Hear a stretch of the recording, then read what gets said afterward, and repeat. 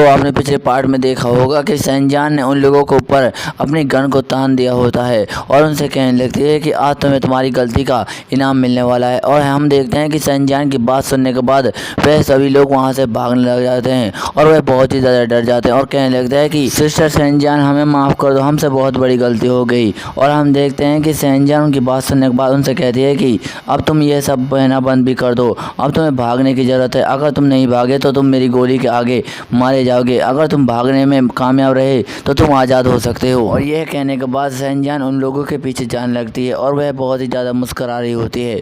और हम देखते हैं कि वहाँ पर एक आदमी छिपा हुआ होता है, वह कहने लगता है कि आज तो नहीं बचने वाली खुदिया। और इतना कहते ही सैनजान के ऊपर हमला कर देता है, लेकिन हम अचानक से देखते हैं कि सैनजान इस हमले से बच जाती है। और वह आदमी यह सब देखने के बाद बहुत ही ज़्यादा हैरान हो जाता है और डरने लगता है और कहता है कि यह तो हाई लेवल का कवच है। और सैनजान उस आदमी से कहने लगती है कि ए बेवकूफ़ आदमी, क्या तुम्हें बॉडी आर्मर के बारे में पहले नहीं पता था। और इतना कहते ही उस आदमी के माथे पर गन तान देती है और उसे गोली मार देती है। और हम देखते हैं उस गोली की वजह से उस आदमी की गर्दन भी उड़ जाती है। और उस आदमी को गोली मारने के बाद सैनजान कहने लगती है कि मुझे कमज़ोर लोगों को मारकर बिल्कुल भी अच्छा नहीं लगता। और वे वहाँ से जाते हुए कहने लगते हैं कि इन लोगों के पास ना तो हथियार है और ना ही कवच, लेकिन इसके बावजूद भी यह लोग मुझे मारने के लिए आ गए। क्या ये लोग पागल हैं? पागलपन की भी एक हद होती है। और हम देखते हैं कि हरे बालों वाला ये सब बातें उसकी सुन रहा होता है और वह आदमी सैनजान से कहने लगता है कि ए लड़की, क्या तुम हमें डराना चाहती हो? और सैनजान उस बात सुनने के बाद थोड़ी सी हैरान हो जाती है और उससे कहने लगती है कि तुम्हें यह सब बोलने की कोई भी ज़रूरत नहीं, तुम्हें चिंता करने की कोई भी ज़रूरत नहीं है। तुमने मेरे साथ रहने का फैसला कर दिया है, अगर तुम मेरे साथ रहने का फैसला नहीं करते तो तुम्हें भी मैं आसानी से मार डालती। और वह कहने लगी है चूँकि उन लोगों ने मेरे साथ गद्दारी की और मुझे बहुत बड़ा धोखा दिया है, उन लोगों ने मुझे मारने की कोशिश की है, उन्हें इस गलती की बहुत बुरी सज़ा मिलने वाली है, वह जल्दी ही मरने वाले हैं, वे अपनी गलती के लिए बहुत ही ज़्यादा पछताएंगे। उन लोगों ने उसी हाथ को काटने की कोशिश की है जो हाथ उन्हें खाना खिलाना चाहता है। जिसे सुनकर वह आदमी थोड़ा देर चुप हो जाता है और सैनजान कहने लगती है कि वह लोग पागल हो चुके हैं और मुझे मारने की कोशिश कर रहे हैं, अगर मैंने उन्हें नहीं मारा तो वे मुझे आसानी से मार देंगे, इसलिए मुझे उनकी गलती का उन्हें इनाम देना होगा। अब वह मरने वाले हैं। और इतना कहते ही वह उनके ऊपर गोली चला देती है। और हम देखते हैं कि सैनजान बहुत सारे लोगों को मार दिया होता है और एक आदमी की गर्दन ही उड़ा दी होती है, और जिसे देखकर दो आदमी बहुत ही ज़्यादा हैरान हो जाते हैं और वह सैनजान को देखने लग जाते हैं। और हम देखते हैं कि सैनजान ने उन लोगों के ऊपर अपनी गन को तान रखा होता है और उनसे कहने लगती है कि तुम लोग जितना भाग सकते हो भागो, आज तुम मेरे हाथों से बिल्कुल भी नहीं बचने वाले। फिर इसके बाद हम एक जगह के सीन को देखते हैं जहाँ पर वे दोनों आदमी बचकर भाग आए होते हैं और वह जोर जोर से हाँफने लग जाते हैं और वह कहने लगते हैं कि आज तो हम बच गए, नहीं तो हम आज मारे जाने वाले थे। और वह आदमी दूसरे आदमी से कहता है कि अब हम इसके बाद क्या करने वाले हैं। और हम देखते हैं कि वह आदमी कुछ देखकर हैरान हो जाता है और हम देखते हैं कि उस आदमी को बहुत सारे ज़ॉम्बियों ने पकड़ लिया होता है और वह ज़ॉम्बी उस आदमी को खाने लगते हैं, जिसे देखकर वह आदमी पूरी तरह से हैरान हो जाता है और वह आदमी चिल्ला रहा होता है कि मुझे बचाओ, मुझे बचाओ, मैं मरना नहीं चाहता, मुझे बचाओ, अगर तुमने मुझे नहीं बचाया तो हम दोनों मारे जाने वाले हैं।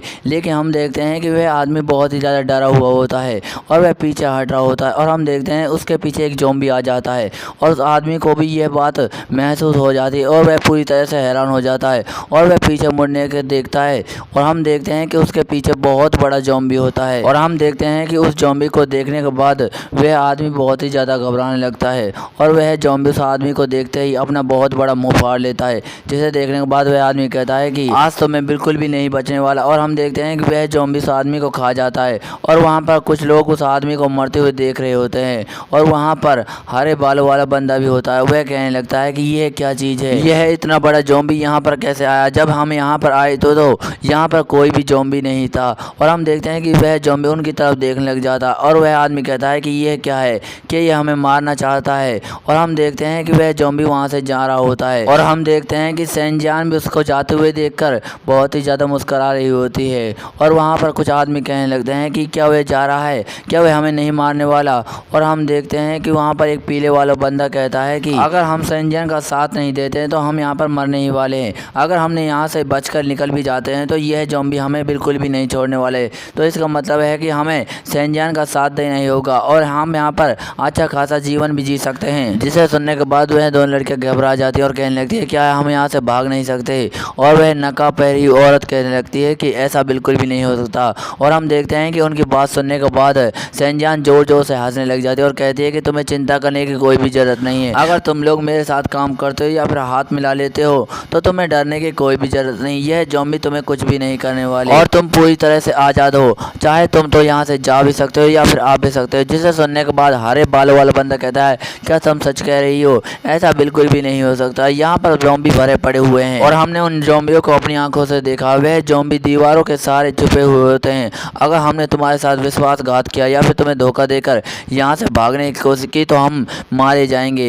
क्या इसका मतलब है कि तुम इन ज़ॉम्बियों को पालती हो? जिसे सुनने के बाद सेंजान जोर जोर से हंसने लग जाती है और कहती है, क्या तुम मजाक कर रहे हो? ऐसा बिल्कुल भी नहीं हो सकता। क्या तुम्हें लगता है कोई इंसान ज़ॉम्बियों को पाल सकता है? और वह वहाँ से जाते हुए कहने लगती है कि मजाक करने की भी हद होती है और तुम्हें ये नहीं करना चाहिए। और हम देखते हैं पीले वाला बंदा कहता है कि हमने सोचा था कि ये लड़की बहुत ही ज़्यादा भोली और मासूम है, लेकिन ये लड़की तो बहुत ही ज़्यादा चालाक और ख़तरनाक है।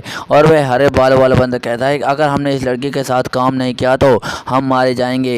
अगर हम इसके साथ काम करते हैं तो हमें अच्छी लाइफ मिलेगी। और हम देखते हैं कि सेंजान उन लोगों की बातों को सुन लेती है और उनसे कहते हैं कि बिल्कुल तुमने सही कहा। अगर तुम मेरे साथ काम करते हो तो तुम्हें एक अच्छी लाइफ मिलेगी और मुझे आशा है कि तुम मेरे साथ फ्यूचर में बहुत ही ज़्यादा अच्छा काम करने वाले हो और तुम्हारा स्वागत है मेरी इस सिटी में। और हम देखते हैं कि वहाँ पर एक ज़ॉम्बी जा रहा होता है। फिर इसके बाद हमें एक खेत के सीन को दिखाया जाता है जहाँ पर एक लाइट चमकने लग जाती है और हम देखते हैं उस लाइट के अंदर से दो पाँव बाहर निकलते हैं और हम देखते हैं कि यह सोंगचाओ होता है और उसके पास सोने से भरा बैग भी होता है और वह कहने लगता है कि मैं अपने घर पहुंच गया।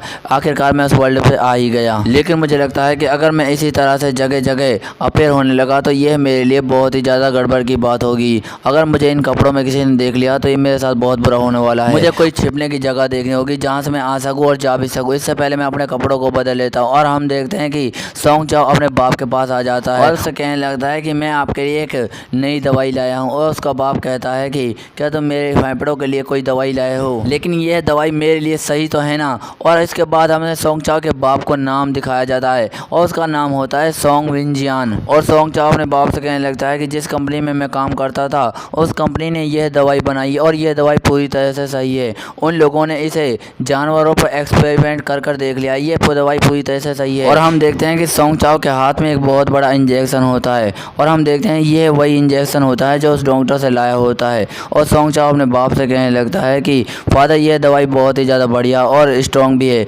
इससे आपके फेफड़ों का दर्द जल्दी ही ठीक हो जाएगा। और सोंगचाओ की बात सुनने के बाद उसका फादर कहता है कि इस दवाई को देखने से ऐसा लगता है कि यह दवाई बहुत ही ज़्यादा महंगी है। क्या तुम अपने बूढ़े बाप को बेवकूफ़ समझते हो? तुम्हारे पास इतने पैसे आए कहाँ से? जिसे सुनने के बाद सोंगचाओ अपने फादर से कहने लगता है कि तुम्हें चिंता करने की कोई भी ज़रूरत नहीं है। यह दवाई इतनी भी महंगी नहीं है। अगर ये दवाई इतनी महंगी होती तो मैं इसे खरीद भी नहीं पाता। आपको इस बात की चिंता नहीं करनी चाहिए। और हम देखते हैं कि सोंगचाओ अपने बाप को वह दवाई लगा लेता है और उसका बाप कहने लगता है कि यह दवाई तो काम कर रही है, इससे मेरे फेफड़ों में दर्द भी नहीं हो रहा है। और हम देखते हैं कि सोंगचाओ वहाँ से जाने लगता है और सोंगचाओ का फादर कहता है कि तुम्हें देखने से ऐसा लगता है कि तुम कोई गलत काम कर रहे हो। अगर तुमने कोई गलत काम करने की कोशिश की तो इस घर में दोबारा कभी मत आना। जिसे सुनने के बाद सोंगचाओ पूरी तरह से हैरान हो जाता है और अपने फादर से कहता है कि फादर आपको चिंता करने की कोई भी ज़रूरत नहीं है। आपको अपने बेटे पर भरोसा रखना चाहिए। मैं कोई गलत काम नहीं कर रहा हूँ। फिर इसके बाद हम एक शहर के सीन को देखते हैं जहाँ पर सोंगचाओ अपनी सोने की ईंटों को बेचने के लिए लाया होता है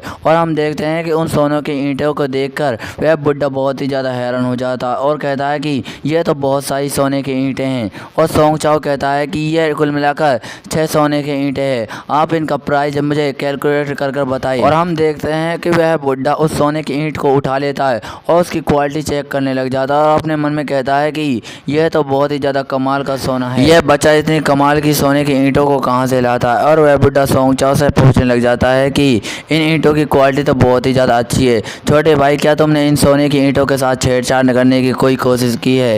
इन ईंटों पर किसी भी कंपनी की मोहर नहीं है। जिसे सुनने के बाद सोंगचाओ से कहता है कि मैं इन ईंटों के साथ कोई भी छेड़छाड़ नहीं करता। मैं इस सोने को सीधा आपके पास ले आता हूँ। जिसे सुनने के बाद वह बुढ़ा कहता है चलो तो फिर ठीक है। और अपने मन में सोचने लग जाता है कि इन ईंटों पर किसी भी प्रकार की कंपनी की कोई भी मोहर नहीं है। मुझे लगता है कि यह लड़का मुझसे सच कह रहा है। और वह बुढ़ा उस बक्से को बंद करते हुए कहने लगता है चलो तो फिर ठीक है, मैं इस सोने को खरीदने के लिए तैयार हूँ, लेकिन मैं आपको 1 प्रति ग्राम का 250 युआन ही दूंगा। जिसे सुनने के बाद सोंगचाओ पूरी तरह से हैरान हो जाता है और वह कहने लगता है कि ऐसा क्यों? और वह बुढ़ा सोंगचाओ से कहने लगता है कि जिस तरह की सोने की ईंट ईंटों को तुम लाते हो उन पर किसी भी तरह की कंपनी की कोई भी मोहर नहीं है और मुझे इन ईंटों को बेचने में बहुत ही ज़्यादा मुश्किल होती है क्योंकि ज़्यादातर लोग मोहर लगी ईंटों को ही खरीदते हैं। जिसे सुनने के बाद सोंगचाओ पूरी तरह से हैरान हो जाता है और वह बुढ़ा सोंगचाओ से बताने लगता है कि तुम्हें अगली बार इस तरह की सोने की ईंटों को लाने की कोई भी ज़रूरत नहीं, मैं इस बार तुम्हें पैसे दे देता हूँ।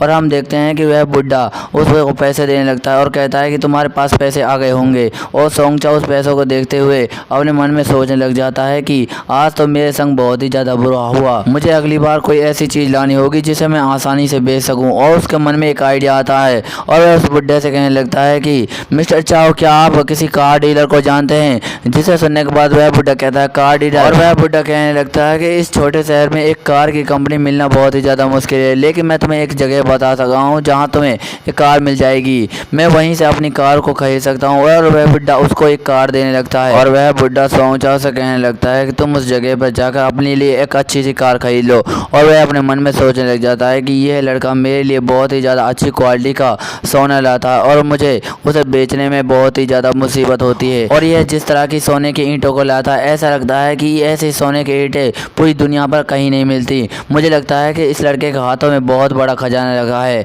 और वह बुढ़ा सोचने लगता है कि लेकिन मुझे इसके बारे में नहीं सोचना चाहिए, मुझे उस लड़के की मदद करनी चाहिए। और वह बुढ़ा सोफे पे लौटते हुए कहता है कि मुझे इस बिजनेस को चलाते हुए बहुत साल बीत गए। और वह कहने लगता है कि सोंगचाओ अगली बार ऐसी हरकत कभी मत करना।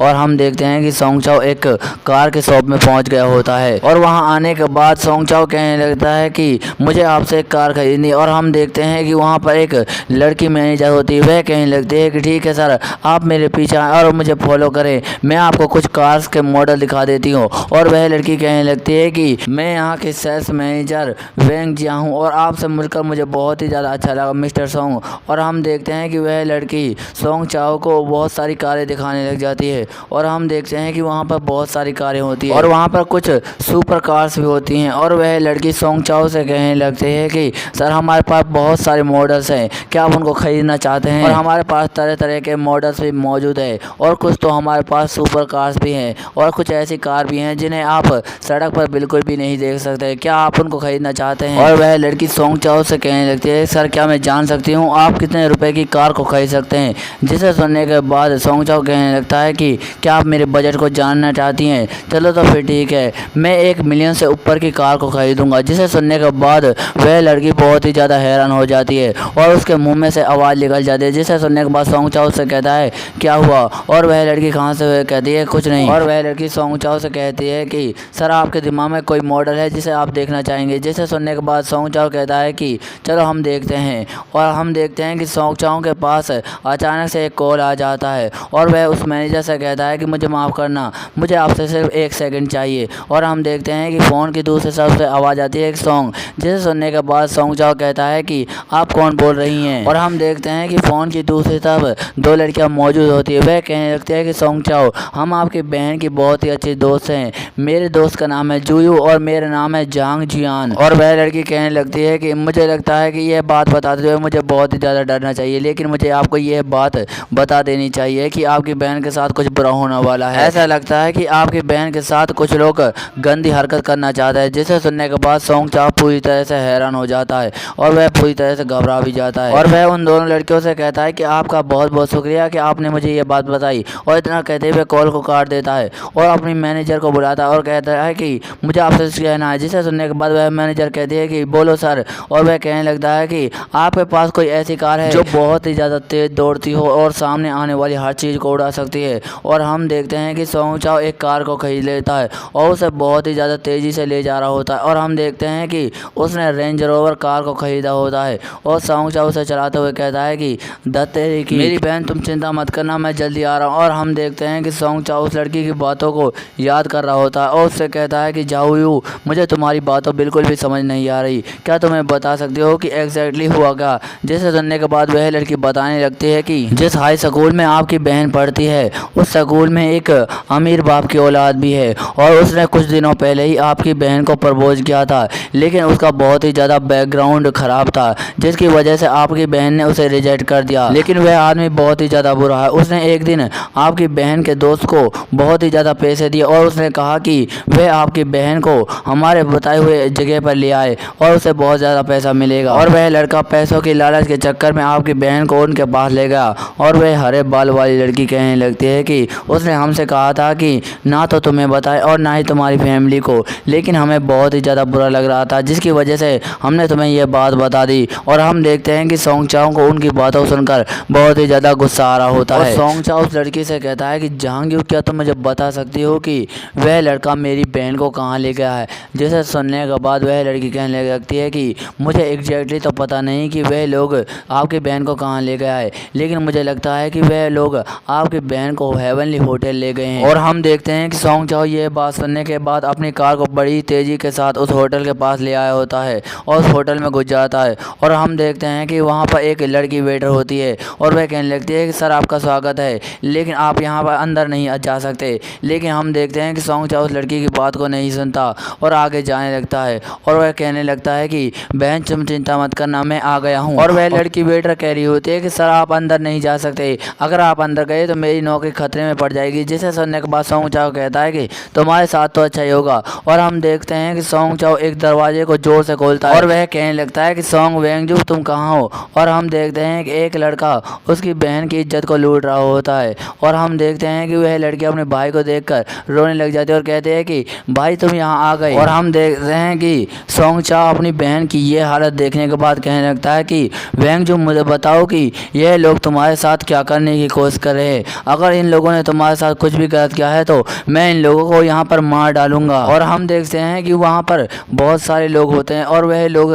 सोंग चाओ को देखने लग जाते हैं और वह लड़का बहुत ही ज़्यादा गुस्सा हो रहा होता है। वह कहने लगता है कि आखिरकार तुम कौन हो और तुम्हारी यहाँ आने की हिम्मत कैसे हुई? और उसकी बहन कहने लगती है कि सोंग चाओ तुम यहाँ पर क्यों आए हो, तुम यहाँ से भाग जाओ और पुलिस के पास जाओ। और वह लड़का कहने लगता है तो इसका मतलब है कि यहाँ पर मुझसे मिलने के लिए मेरा ब्रदर इन लो आया है। और वह कहने लगता है कि तुम बहुत ही ज़्यादा अच्छे समय पर आए हो, हम तुम्हारी बहन के साथ मज़े करने ही वाले थे, लेकिन मुझे बहुत ही ज़्यादा अफसोस हो रहा है कि तुम हमें मज़े करते हुए नहीं देख पाओगे। और वह लड़का सभी लोगों को सोंग चाओ की तरफ हमला करने के लिए भेज देता है और वह लड़का कहने लगता है कि ब्रदर इन लो आज तुम नहीं बचने वाले। जिसे सुनने के बाद सोंग चाओ की बहन बहुत ही ज़्यादा हैरान हो जाती है और कहने लगती है कि भाई तुम यहाँ से भाग जाओ और तुम पुलिस के पास चले जाओ। लेकिन हम देखते हैं कि वहाँ पर पीले वाला बंदा आ जाता है और कहने लगता है तुम्हें अपने भाई को भगाना नहीं चाहिए, वह तुमसे मिलने के लिए आया है, वह बहुत ही ज़्यादा अच्छा है और बहादुर भी है। और इतना कहते ही सोंग चाओ के ऊपर अपने मुक्के से हमला कर देता है।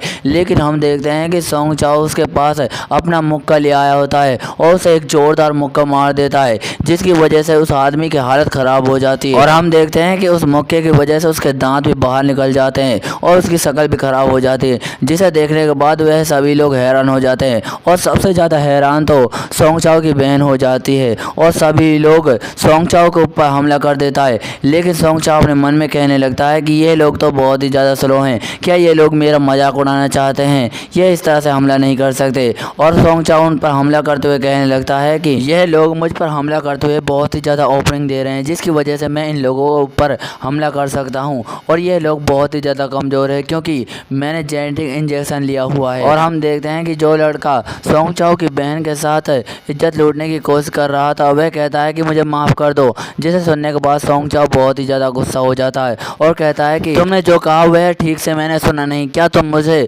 दोबारा से दोहरा सकते हो? और हम देखते हैं सोंग चाओ बहुत ही ज़्यादा गुस्से में होता है। फिर इसके बाद हम अगले सीन में एक जगह के सीन को देखते हैं जहाँ पर सोंग चाओ अपनी बहन को ले आया होता है और सोंग चाओ की बहन बहुत ही ज़्यादा हैरान हो रही होती है। वह कहने लगती है कि आखिरकार हम उस जगह से बाहर आ गए और अपने भाई से कहती है कि ब्रदर सोंग तुम्हारे साथ क्या चल रहा है? जिसे सुनने के बाद सोंग चाओ उससे कहता है कि वेंगजू तुम मुझसे क्या कहना चाहती हो? और उसकी बहन बताने लगती है कि तुम बहुत ही ज़्यादा कमज़ोर हो, ऐसा लगता है कि तुमने लड़ने के लिए किसी से ट्रेनिंग ली है, क्या तुमने लड़ने के लिए बहुत सारे पैसे खर्च किए हैं और अपनी पढ़ाई को भी छोड़ दिया है? जिसे सुनने के बाद सोंग चाओ बड़ा ही परेशान हो जाता है और वह कहने लगता है कि जब मैं उन लोगों से लड़ रहा था तो वहाँ तुम्हें एक टेप रिकॉर्डर मिला, क्या वह तुम्हारा ही टेप रिकॉर्डर है क्योंकि तुम वहाँ पर अकेली नहीं गई थी? क्या मैं सही कह रहा हूँ? मुझे लगता है कि वह तुम्हारी सोची समझी चाल थी ताकि तुम उन लोगों को फंसा कर जेल भेज सको। जिसे सुनने के बाद सोंग चाओ की बहन कहने लगती है कि आखिरकार एक लड़की क्या ही कर सकती है, मुझे उन लोगों को फंसाने के लिए यह हरकत करनी ही पड़ी। जिसे सुनने के बाद सोंग चाओ बहुत ज़्यादा गुस्सा हो जाता है और कहने लगता है कि क्या तुम्हें खतरे का अंदाज़ा नहीं है? अगर तुम्हें वहाँ कुछ हो जाता तो तुम्हारे साथ क्या हो सकता था तुम नहीं जानती। और सोंग चाओ की बहन यह सुनने के बाद बहुत ही ज़्यादा हैरान हो जाती है और सोंग चाओ से कहने लगता है कि अगर मैं वहाँ पे समय पे नहीं पहुँचता तो तुम्हारे साथ बहुत कुछ हो सकता था और इसकी वजह से मैं अपने आप को कभी माफ़ नहीं कर पाता। क्या तुम इस बात को समझ रही हो? और दोस्तों इसी के साथ हमारा यह चैप्टर भी एंड हो जाता है। दोस्तों आपको यह मानो पसंद आया तो कमेंट में ज़रूर बताएं। अगर आपको वीडियो थोड़ी सी भी अच्छी लगी तो वीडियो को लाइक एंड चैनल पर नए हो चैनल सब्सक्राइब कर दीजिए। मिलते हैं अगली वीडियो में। धन्यवाद।